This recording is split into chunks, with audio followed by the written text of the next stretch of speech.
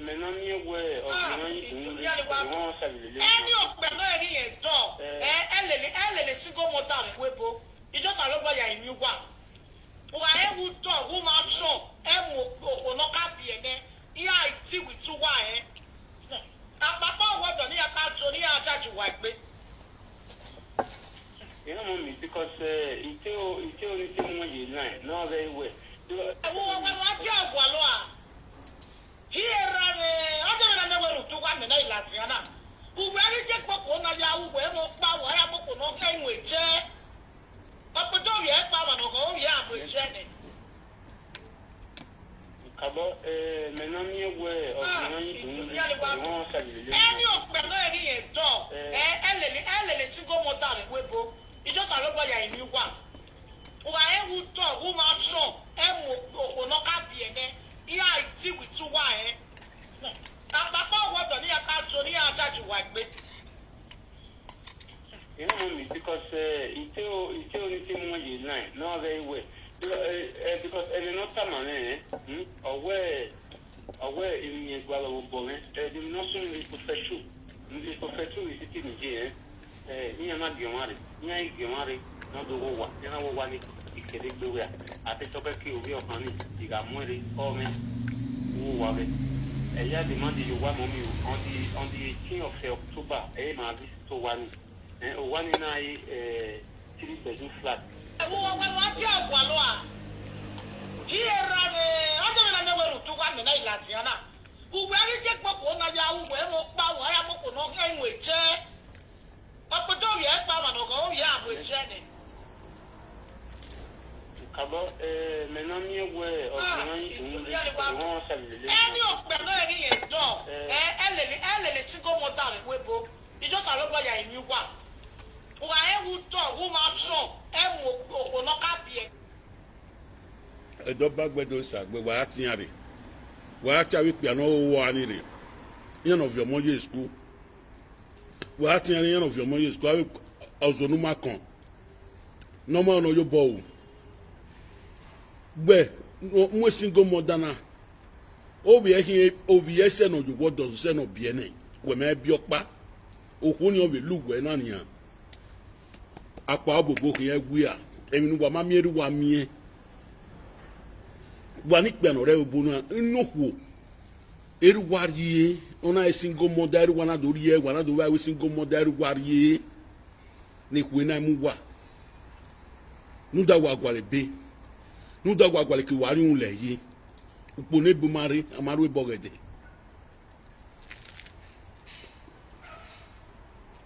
wa ta bi gba ni no wo wa omunu ma bie era le fon pa ma mi no sun ni avera oni me dan ni wi gbi agia ni ado gbigbi agia we wo ni gbi agia to si ni ado gbe ni di yan bi yan gian ni ado gbe ni ma se ti ya jo wodo ya gbe no ta de ni are na tu we dari ogwa lo ko yan mo o ye ma gbon we nu yo bo wu gania ijore no mo omo no re Paris o ma im no ta ma ni de pepe nu de gbe dan yo maybe we wa video ni nia o ma dan yo se im no ta ma we maybe video ga ga fun video yore mo se fun o de gbe adan ni no ta ma we apa obobo wa movie e ko ware ina all it is this gikpia no manik bia na agba iku na gbo yan gi yon ya mi awozo nu makon mo ya pitan okpia lo ya ri oku no bio me ya ni we no na mai ka bie una ri oku no bio me ya ni una mai ka bie yemu iye ne digwe mamu umami ye ni obera umami obijwe iwi mi kpeso oku no bio no de ani oku no bio no de ani o ma bi me mi adori ejogwa ogun ogbo ni owo ka no kaju o ma love okpia ni upo give an ojo ma love okpia ni third one ojo ati choking to love ikpia no bu no mwere de gboto we wepo no zuwa ewu wa ma meru wa mi ebo gba eru wa ma don wale eru wa na ham wo ku na ka bie yo we ne obio me aye yo we ne obio mi sen yo we ne o mo de ane ewa ida we wo bonu da tu agwale ke wari un leji wo agwele ba ni wai ye ke ma na yo bo wu e de agbona lade una le street gan una we choroti tete ru every day 300 ro se te pe wo wa oku se ti yoyan we oku ro pa se ti yoyan we agbona wo ko yan yoyan ko ve ni meji na dam yo avec bia ya wo wa ti agwalo a hiera re adere na meru tu kwa na ilatiana ugwe ni je popo na ya ugwe mo pa wo ya mo ko no enwe je opoto ye pa ma no ko ya abo je ni kabo maintenant ni we on salile eni okpe no eri ye do ele we no da wa ko Nigeria deniya okpu akun oku no gbigbi yage for 20 years in we adu mu yo wa e kia no ka we ye ni ade o ma so kan o wo kan to so kan apa obobo wa kan ya wi pia na apa obobo wa kan e ba ma so wa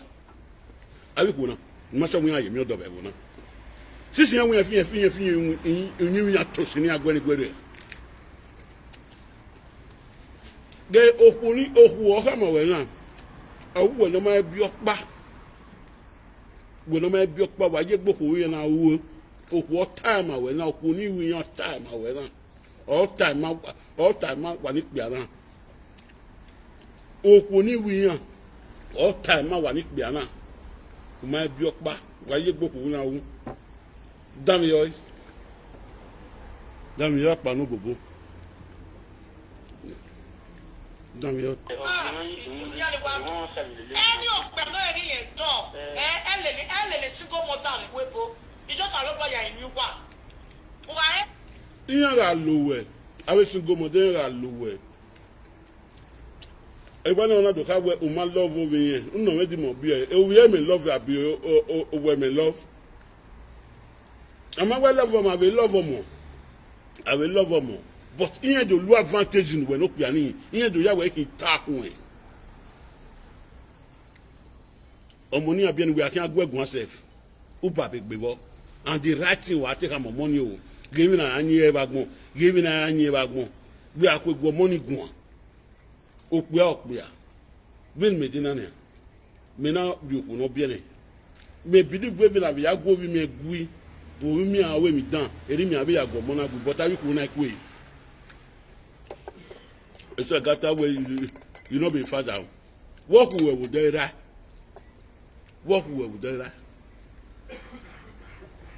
agwa mo agagun ya no onyin gwa no bun o si e onyin gwa no bun wa ba ga na single mother everywhere ekweje mu wa ye miege wa da tuta petu wi da tali tata toto wa dan yo ni akpia wa dan yo uto wu ma so wa ti agwalo a hiera re adere na meru tu kwa na ilatiana ugwe ri je popo na ya ugwe mo pa wo ya popo no enwe je opoto ye pa ma no ko ye abo je ni kabo we mo paniyan ori ewo bo mama ye ma gbon we iwa meri oku arule ri oku o se nu mi marriage no buza ga je na rita do bon wa go bon iye me se no jo gbodo o iye na arule la was happy red na because almost do wa gbe ara agui pe ari ma gbon bi yan na ni an kiere we emi ma to si ni anyin almost kun wa gbe because wa we ma agunya gwa bi yan dedegbe wa taba ni wo ni wa agbegbe ajani no gbe agbo wa ni wa ke mi odo abi bi e kan wa da agbo yakara omo ni wa tin age mate obi wa e wa give viola wa wetu wa awon do age mate wa we age mate you we no dio udo mu yo wa wetu won do nno ebe no ya work here tama ebe no ya work here okuna ancestors ogo ebo na o drago wa kana umami ni yeta se very ogwe oga mi no mi ebo yen su eye ki no riri ari ota ni me no wa he ikpe no wa lawo bode na ku wa no ro no eri erugwa du egbe esingo muda erugwa vyo yo wa erugwa vyo wa o se na kan wo egbe agia yo wodo ti an bie mu fo wa the social benefit oyin da dragomo igbe aga wa bie before wa le o so mo ai gbo so mo ari 2 years o wa le o wa gbogbo yule nu de social benefit yin da dragomo e ti an be gba ore no mo eki ani yawo eke yin yala we bedi mi am phone yin apion yin agwale ki yan Facebook yin yawo e ko do ami social benefit yin na da dragomo yin we ti an gba romo short one can drop in wa we na e tan gbe wa je na me we ru tu wa me na ilati ana u we ri je popo na ya u we mo pa wa ya popo no kai we je ọpọtọ yẹ pa manogo o yẹ abo ejire ni owo pa no ga ti me London o wa ni no ba me o ye bi ele wo godo awen me de mujo wa o ye bi ele wo godo awen me de mujo me bo bi we bi ele wo godo o gbe ya bi do no do mo omugo o we we kon mo lele gbe ade o we kon mo ade we ti no de ni o bi ja wo omugo wo wo me we have bie we we kon mo lele gbe wo ya awo mugo odo wo ege na wonu ya jogo odo ya ni ma jogo odo ya iban gwala titi hian wa dan yo bon maintenant ni we o ni won sa le ẹni ọpẹ náà ní yẹn dọ ẹlẹlẹ tí kò mọ dáre wébo ìjọba ló gbọyà ìní wà wà ẹ wù dọ wù máa tún ẹ mú òkò náà kábì ẹ nẹ ìyá ìtì wì tún wà ẹ àpapọ̀ wà. iyan ti go no sese gen iyan sese gen ro ya fi wi ku iyan de container ya bo wa ni sese gen ya before flat ni sese gen iyan fo wa ne we adomu yo wa una do mu yo wo ba wegbe una ma wegbe ogbe a iraga yo hu ni hian ya we hian rag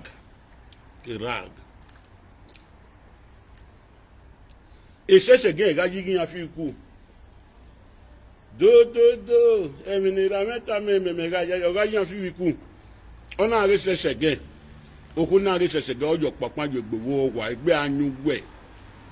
o mi ki sa me won yi abi ku na abi gbe aga no gogo no gbugbe aga ni da bi je ma train ro awa mi no man ro dame yo geni yoro omoze na bi do wa ni pe agun oge iba gege go pe aniyan okun no wen wo bi o mi ani okun ni e ba to oge mawe who know the side of the father who know what years okun ni e ba to oge mawe no kun mu ya to take oku da to take okpe a o pe ya to take oku e ma ya no du e no ya to take oku okiki yen ma okpe are oku re mi bu okpe ajowa gbenania gbegi re mi bu ene omo wa ya mo bi e ko ware nia oku onu we ya mo bi e ko ware respect we evon ni me we ma bi ejuwe na we gu we gun a omo no period na ku oni no oku oni no awo wa ti agwa lo a here re ojo na me we ru tu wa me na ilati ana ugbe ri je popo na ya ugbe mo pa wa ya popo no kai we je ọpọtọ yẹ pa manogo o yẹ abo ejire ni abo maintenant wa period apion ne ku emu igbe agogogo gote mata no ra tamu wa nane mata no ra tamu wa no kun wa gbe ko ti gbe age gwale mata ogogo gwale mata no we no gin gwale mata gwebe mi okpia no be gu we ziona ove ziona ya mo we ko ware ove ziona ya mo we ko ware okpia ni we ye we ni ya o se na we gbe age yan gwale mi no ma igbe age yan gwale mi no ma na ri ya wa yan ji o kan imagine okpia na mo pa ni an o jo mi we bi e wa na we ziona no ya mu ere okpia ni we de gbe ye wu ko o piano ori so ade live video na ni yori na so ladian gero we omo zeno reparis na so ladian we a single mother why men wa ya o dam yo wa dam yo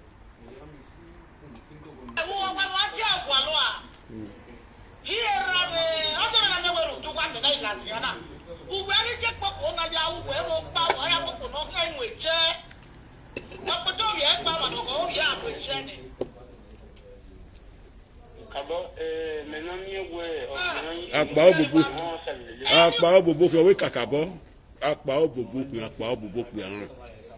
uzua era ma bio yu ma bio o kakabo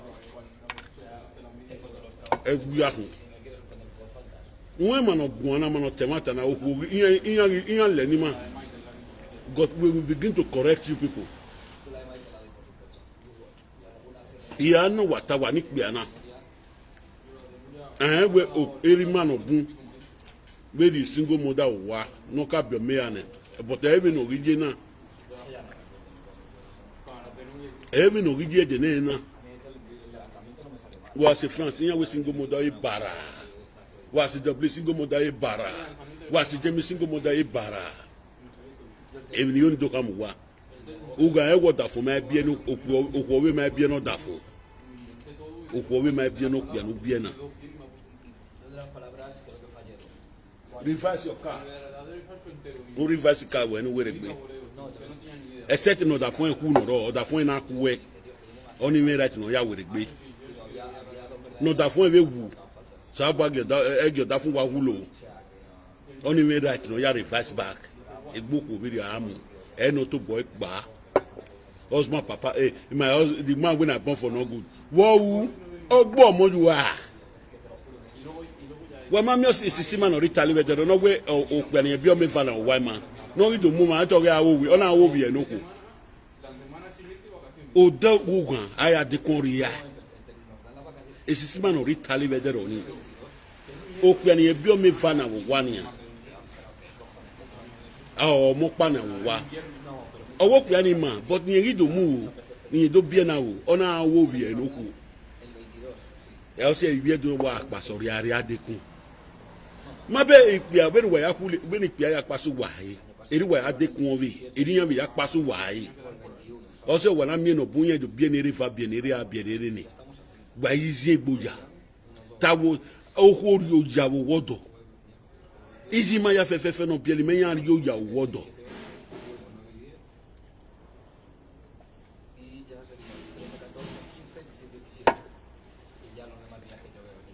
Avi no bielima egeyero iyan ri oya wodo iya agiyan no we the suffer when I suffer follow that man you go be fagunwe ohun no ri gwe no ya mi ga bi gwe no ya mu ga nya won momo yiye ke o le ma mu enwe no mo o ma ka wi eri o ya ma we ni red cross vi la na be webo ama we ni red cross vi pe go na be webo wuri o ya le lo pe do awo ya ruwe me do say obone mi na do mi abi gbe agiana emi no ladian wu yan iga e ba mare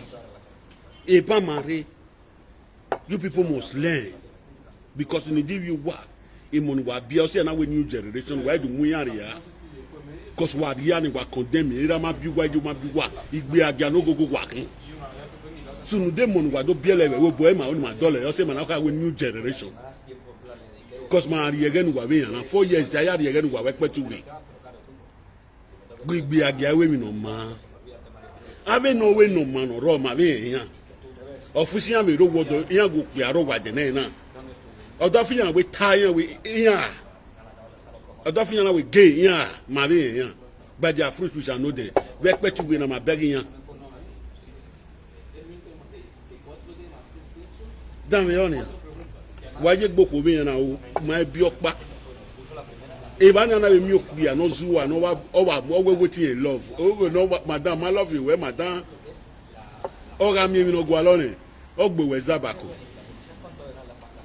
egeni we ga de toilet wa kan ho we fi amevi no kan sin kwa wa we madam o ton egbene egeni we that pese do da fu we ai ero we ai amevi no laja wa we ma ton se vi yo ni kan we ave bi kana mostly no vem ni ya no rie mi wo wa ya ki ade obu ni ya no rie mi wo wa ya ha mo si gba da ma gbo wa ya ton ma eni wa da avio jo wa na wa wetu wa won do eni wa vi wa wetu wa won do imanu ka yo si gbele ma ni ton ma nu da o laiwo bonia o me mi no gwa lo wedo mu jo wa wetu won do e ra be wetu okeke aya na ya kon wa ma bege fe plateau ne wa ma bege no do na oku no be bienu gbe o be bienu gbe ni ya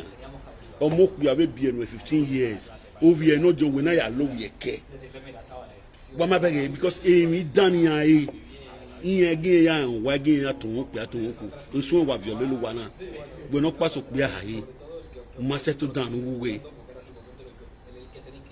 man o temata na what it no good umenwa no good efe no good they curse woman who be the woman wey dey curse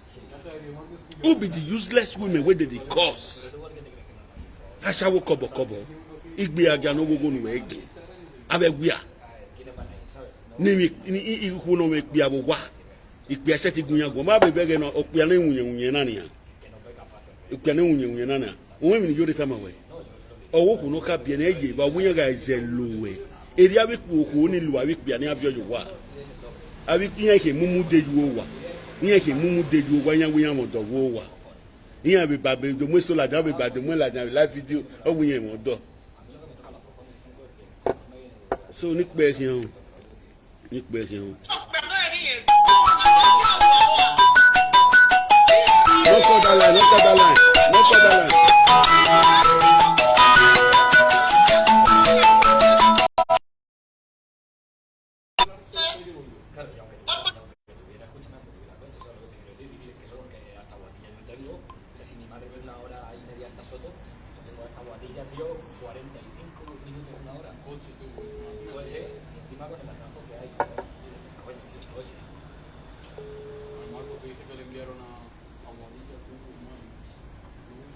Baba with the smile, they call you for the other line, maybe pick my call for the other line. I did for live video for that line before they call me, pick up for this line. Baba with the smile, call me for this side. If I don't say maybe you know, okay, later, maybe you call me later. Because I be call you the morning, I be want talk to you, I not see you for line.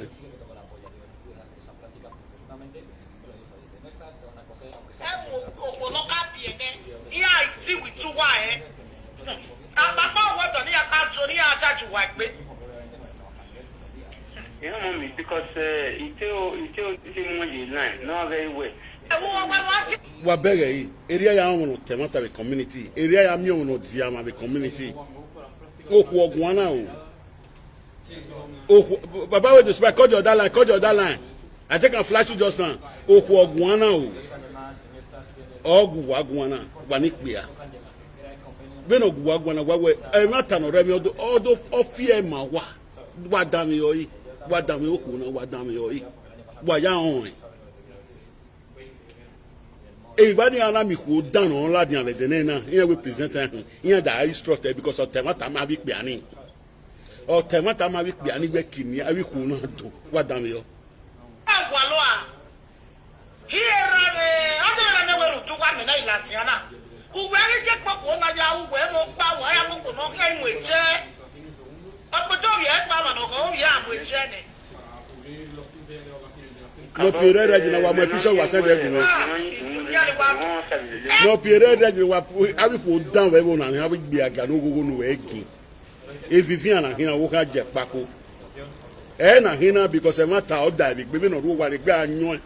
ere na so agwa bi ko na gun ani na so agun yan ere gbe ga anyon o yi ka mo da fun ewe e ka ma atiti ko gbe aga ibi iwi gbe aga yan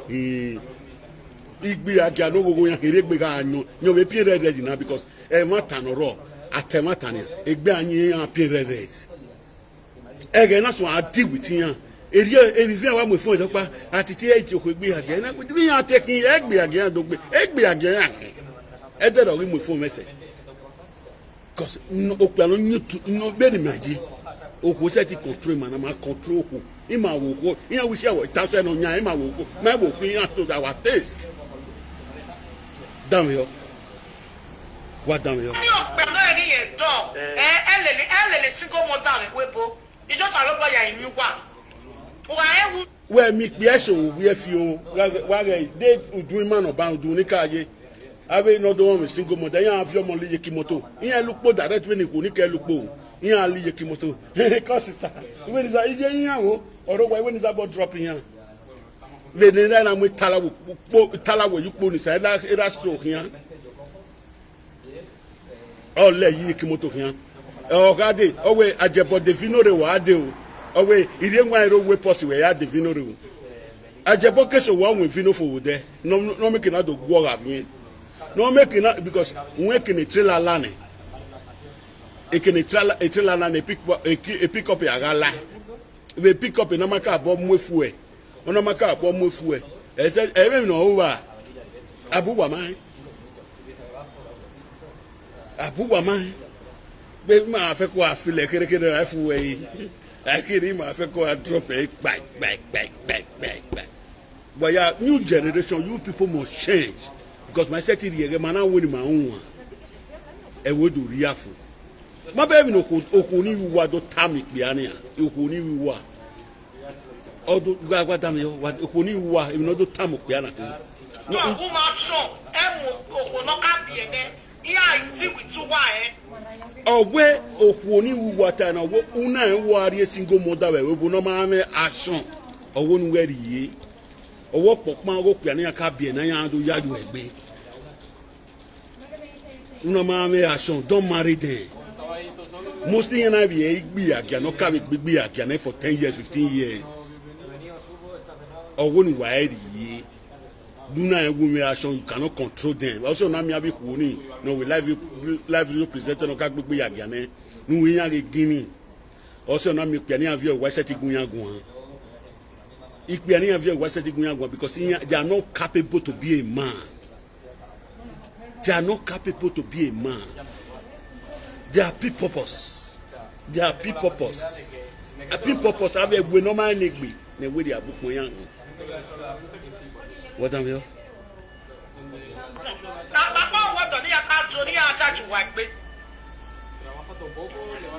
Because Eric Bese, can you only worry where here and we don't know most why ya tough why ya go or your power man who are. Can no man, can a man.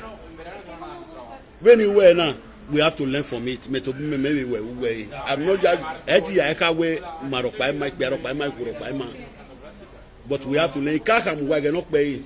in our modion. No, you no cap your meane, or modion no make up your no, you no cap your meane. A wala muwa. Iguno buna team, a coco, that it wagu take Beriana, and I madam wake up your meane, away. Open where one might be wait to that like we know what that we're not team. When we not a great prisoner, a great prisoner, my prisoner. Umewa mi ebana mewa na me video about mewa de gbedo make what I like it wear why the gbedo understand it why the gbedo understand it make mo book be one with 10 minutes 15 minutes umewa but umewa na me video na ban umewa na de gbe all the gbedo make what understand people wa no bo learn we way what we here we no be ani my be my older la we bo my 6 months or my 1 year oku no biele ne no be me yani we ba most of our men de na be we bo iku no biele ne enye ya mari wo ku wa fian eriru wa do e no da wa gwalebe